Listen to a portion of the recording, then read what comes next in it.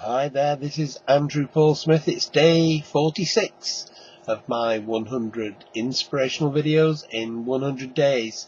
Today it's 6 o'clock at night now, and I've had quite a long conversation with basically my coach. That's somebody that's looking after me and making sure that my business takes off in a big way. And we've been planning the next few days strategy of what's happening, and of course you're going to be able to see more of that as time goes by. And so strategy is a good word. Shall we go with that one then? Don't really know what I'm talking about. Well, I do, but I don't know what I am going to be talking about when I come on the videos sometimes. But yes, if we have a strategic view of our lives, a plan even, if we have a vision, if we know where we want to go, then we're much more likely to get there, aren't we, than if we haven't got a clue. And it's not just about this lifetime. It's thinking about the next generation. I'm very blessed in that I've got 4 children, 2 boys and 2 girls, and I've got 3 grandchildren, and that is 2 boys and 1 girl. And rather than just thinking about my own lifetime, if I have a vision which incorporates my children and my grandchildren who are already here, not just the because there'll probably be other grandchildren will show up as time goes by, and great-grandchildren and so on. But for now, there's 4 children and 3 grandchildren. If I can think of a way that I can strategize my days so that their future is provided for, that I'm going to make a way for them to go in life which doesn't include the struggles that I've had financially, and they're not going to be repeated.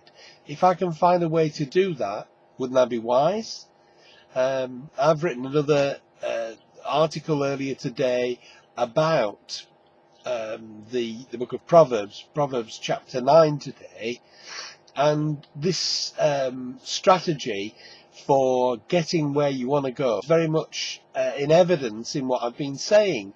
In the chapter, there's a personification of wisdom and of folly, both as female. I suppose it's like French, where it's le and la, or German, where it's dedi and das, where there is a feminine person, the personification of wisdom as a lady, as a woman, and also a folly as a lady and as a woman. And in chapter 9, they've both got a house, and in the house there's food and there's wine, and basically there's an invitation in the chapter to go to both houses. And how do you know, if you haven't got wisdom, that when you go to wisdom's house you're going to get wiser, and when you go to folly's house you're going to get less wisdom, and you're going to get drawn down the slippery slope that will take your life into all kinds of things that will not be helpful to your life. If you go to the article which is on apsmithonline.com, you will find there's like a secret link, and it talks about long life.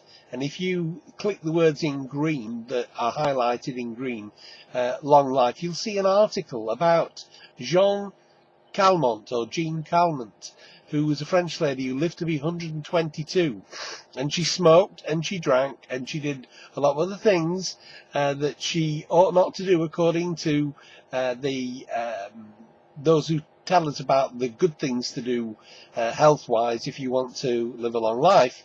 She did a lot of the bad things, but she lived to be the oldest lady who we definitely have a record of her birth, and we know it's a true record of her birth. And so she's the oldest lady in the world, the oldest person in the world that ever lived, 122. And it's put down to the longevity of her life, down to the thoughts that she kept in this article. Now, whether the article's true or not, I don't know. I didn't meet the lady, but I do know that wisdom will keep you away from things that will not be good for you. But how do you decide which house? You've got to have a strategy. Which house do you go to? The house of wisdom or the house of folly, to go and eat and to drink and to be merry? And how do you know? The only thing you can do is have a strategy which tells you that let's go and see people who go to these houses. Let's watch them. This could be the strategy, and see whether, as a result of being in those houses, they seem to have a better life as a result. And if you